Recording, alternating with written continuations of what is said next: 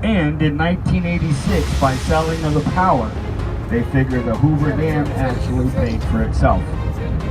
These workers did incredible things, whatever they were told, because they knew if they didn't, there were 1,000 people waiting in Boulder City to take their job. Welcome back to Nevada. Nevada meaning snowcap. Hey, you guys want to have fun tonight? Yeah, woo! All right. And you're talking, you meet somebody that lives here. You want to ask them, say, how do you like living in Nevada?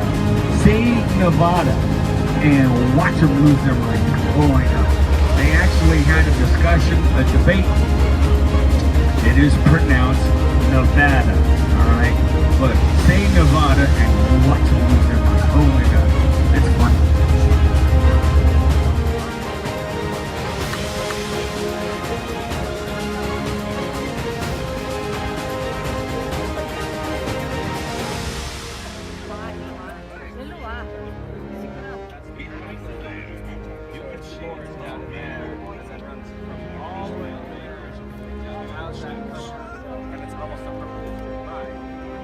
On this side.